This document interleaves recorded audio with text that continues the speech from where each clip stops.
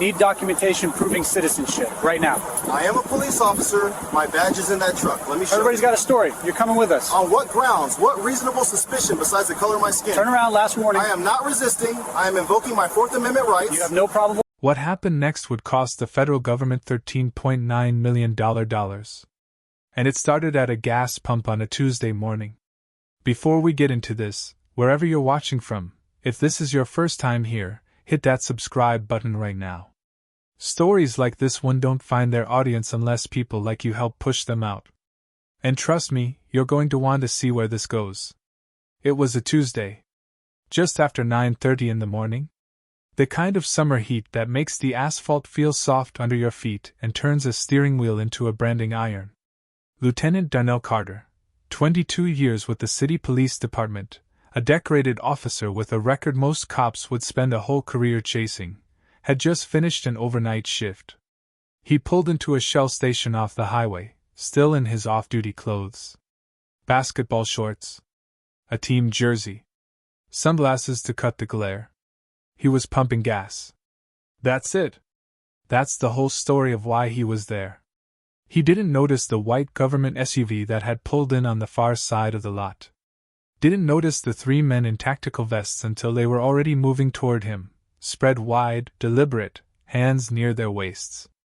Ice patches visible on their chests. His brain, trained over 2 decades on the force, clocked everything in about 2 seconds. The spacing. The posture.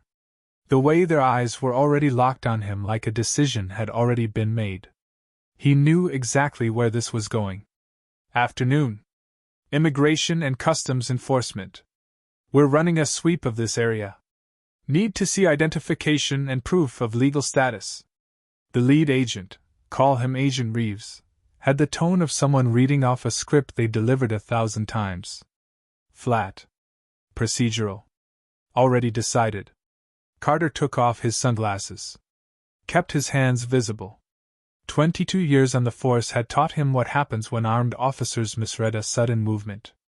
I'm a police officer. Lieutenant Darnell Carter. My badge and department ID are in my truck. He gestured toward his pickup parked right behind him at the pump. Let me grab them. Everybody's got something, Reeves said. Not moving. Not letting Carter move either. You got any documentation on you right now? The way he said it made clear he'd already written his own version of this story. Carter reached slowly, 2 fingers, into his back pocket and produced his wallet. State-issued driver's license. His photo. His home address. Completely current. Completely legal. Reeves looked at it with the same energy someone gives a parking ticket they've already decided to ignore. This doesn't establish citizenship or legal status. I need a passport. Birth certificate. Naturalization papers. Carter felt the heat rise in his chest, not from the sun. He'd been born in this state. His father had been born in this state. His grandfather had been born here when the county roads still had dirt on them. His family had been American longer than half the zip codes around that gas station had existed. I was born here. I'm a natural-born citizen. I'm a police lieutenant. My badge is 15 feet away. Let me show you. You're not going anywhere until we verify your status, Reeves said. You're going to need to come with us for processing. The other 2 agents had repositioned, one to Carter's right, one to his left. A triangle. Containment. He recognized it immediately because he'd been trained on the same tactics. Processing, Carter repeated. His voice was level, but there was iron behind it. You're detaining me? On what grounds? What reasonable suspicion do you have that I'm here illegally, besides the color of my skin? The question hung in the desert air. People at the gas station had stopped. Phones were coming up. A woman 3 pumps over already had her camera going. A man leaving the convenience store had frozen in the doorway. Should federal agents be able to demand citizenship papers from anyone, without any actual reason to suspect them? Drop your answer in the comments. Because what happened to this lieutenant isn't a hypothetical. It's on camera. From multiple angles. One of the agents, we'll call him Agent Delgado, spoke up. We have authority to verify status of individuals we encounter during enforcement operations. Based on what intelligence? Carter asked. What specific, articulable fact made you target me at this gas station? Because if the answer is that I'm black and buying gas, that's not reasonable suspicion. That's profiling. And you know it. Reeves's jaw tightened. Turn around. Hands behind your back. You're being detained for verification of legal status. Call my precinct. Carter didn't move. Kept his hands visible. Kept his voice carrying for every camera he knew was watching. Ask for Captain Webb? Tell him you've got Lieutenant Carter detained at the Shell on Route 9. See what happens. Turn around, Reeves repeated. And then he reached for the handcuffs. Carter made a decision in that moment. He wasn't going to make it easy. He wasn't going to let himself get quietly loaded into a federal vehicle and swallowed by the system for however many hours it would take them to figure out who he was. He planted his feet, kept his hands up, and used the voice he'd spent 2 decades developing. I am not resisting. I am not fleeing. I am invoking my Fourth Amendment rights. You have no reasonable suspicion to detain me. You have no probable cause to arrest me. I am a sworn police officer, and if you put your hands on me without legal justification, you are committing assault on a peace officer. He said it loud, clear, for every camera. Reeves hesitated. This wasn't the usual response. People stopped in sweeps like this usually got in the car out of confusion or fear. This man was citing constitutional law, claiming to be a cop, naming his rights on camera in front of witnesses. One of the other agents tried to grab Carter's arm. Carter stepped back, no aggression, just refusal. Do not touch me. I have not consented to any search or seizure. This is being recorded from multiple angles. The standoff lasted maybe 30 seconds. Then Reeves made the call that would cost the government $13.9 million. Subject is non-compliant. Secure him. All 3 moved at once. Carter didn't fight. Fighting would have meant assault charges. But he didn't cooperate either. Dead weight. Tense but not pulling. Forcing them to physically manhandle him into the cuffs while he kept talking, steady and clear, into every camera lens he could see. I am not resisting. I am being unlawfully detained by federal agents without cause. I am a United States citizen. My name is Lieutenant Darnell Carter. This is being recorded. The cuffs clicked tight enough to cut circulation. And they walked him, a 22-year police veteran, in basketball shorts and a jersey, past staring customers, past people with their phones raised, past a man on his phone saying, I don't know why. He says he's a cop. At the federal field office, they put Carter in a 10 by 10 holding room. Concrete walls. Metal bench. The kind of room he'd been in hundreds of times, always on the other side of the door. They left him there. 1 hour passed. Then 2. At nearly 3 hours in, the door finally opened. A supervisor, judging by rank, we'll call him Supervisor Garza, walked in, followed by Reeves, who looked like a man who suddenly understood the depth of the hole he'd dug himself into. Lieutenant Carter.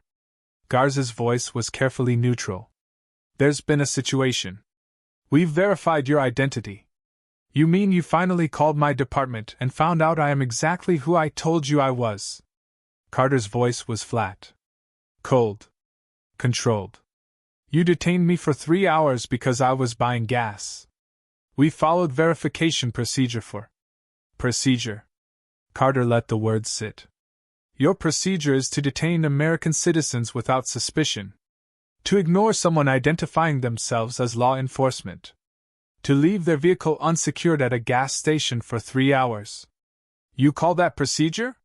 Silence. I want copies of all body camera footage.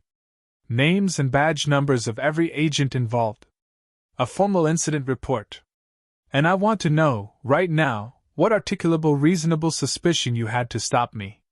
Other than what I look like. You'll receive all appropriate documentation, Garza said. And we apologize for any inconvenience. Inconvenience. Carter looked at him for a long moment. We're way past inconvenience. We're in federal civil rights violation territory. And you know it. They drove him back to the Shell station in silence. His truck was still there. Badge still in the console. Weapons still secured. Carter drove straight to department headquarters. Still in his basketball shorts. Walked into his captain's office and told him everything. The captain reached for the phone. I'm calling the chief. You're calling a lawyer. This is beyond department business. The attorney Carter hired, a civil rights litigator who'd built her career taking on federal agencies, filed under the Freedom of Information Act for all body camera footage within days. What she got back was everything. 3 angles. Synchronized. The jury would eventually watch a 22-year decorated police officer get stopped without cause, detained without suspicion, handcuffed while clearly identifying himself, and transported to a federal facility, all while 3 federal agents ignored everything he said. Lieutenant Darnell Carter vs. United States of America et al. The complaint alleged unlawful detention, false imprisonment, violation of Fourth Amendment rights, racial profiling, deprivation of civil rights under color of law, intentional infliction of emotional distress. The government offered $75,000 to make it go away. The attorney sent back one word, no. They came back with $300,000. Your agents handcuffed a police lieutenant for 3 hours because he was black, the attorney told the government's counsel. You ignored his identification, his badge, his constitutional rights. We're going to trial. And a jury is going to make you pay for every second of that detention. The courtroom in downtown Phoenix was standing room only every day of the trial. Off-duty officers sat in the gallery in uniform. Civil rights organizations. Community members. Press from across the country. Day 2, the body camera footage. All 3 angles, playing simultaneously on the courtroom screens. The jury watched in silence as Carter was surrounded, questioned, detained, and listened as he clearly, repeatedly identified himself while 3 federal agents did nothing with that information except put him in handcuffs. When the footage ended, several jurors looked visibly angry. One shook her head slowly, her expression saying everything. Carter testified for 9 hours across 4 days. He walked the jury through his career, his commendations, his service record. And then he told them what went through his mind in that parking lot. I've made thousands of stops in 22 years. I know what reasonable suspicion looks like. I know what probable cause requires. Those agents had neither. They had a black man at a gas station. And that was enough for them. Everything else, my explanation, my badge number, my rights, none of it mattered. Because they'd already decided I didn't belong. The defense argued the agents had acted on legitimate intelligence about illegal employment in the area. The attorney destroyed that argument in cross-examination. Agent Reeves, what specific intelligence did you have about that particular gas station? We had general intelligence about the area. Not that station specifically. Correct. And what about Lieutenant Carter's clothing, behavior, or vehicle made you suspect illegal employment? Silence. He matched a demographic profile. Demographic profile. You mean he was black? That's not what I. Because nothing else, not his clothes, not his vehicle, not anything he did, suggested illegal employment. He was pumping gas. So what made you target him? The jury watched Reeves struggle for an answer that didn't sound exactly like what it was. The jury deliberated for 8 days. Guilty on all counts. Compensatory damages, $9.4 million. Punitive damages, $4.5 million. Total, $13.9 million. Reeves and the other 2 agents were reassigned to desk positions. The field office supervisor who delayed verification was demoted. The Department of Homeland Security issued a carefully worded statement about ongoing policy reviews. Training materials were updated, described, of course, as part of a regularly scheduled revision. Nothing that acknowledged what this case had actually revealed. Carter stayed on the force for another 3 years before retiring early. He used a portion of the settlement to fund a legal defense organization for people detained by immigration enforcement, providing free attorneys and documentation assistance to people who didn't have 22 years of policing experience telling them exactly which words to say on camera. The gas station stop is now a case study, taught in academies and law schools as an example of what happens when assumptions override evidence. When profiling replaces procedure. When bias decides someone doesn't belong before a single fact is established. In a country where a decorated police lieutenant can be handcuffed at a gas station for being black while buying gas, where badges don't protect you when someone's already made up their mind, none of us are exempt from that stop. The only thing between law and tyranny is the question we're willing to ask. And the camera's willing to record the answer. If you believe reasonable suspicion should mean something real, that citizenship shouldn't require proving yourself at a gas pump, hit that subscribe button. Share this video. Because stories like this only matter if people see them. We've got more coming. And you're going to want to be here for it.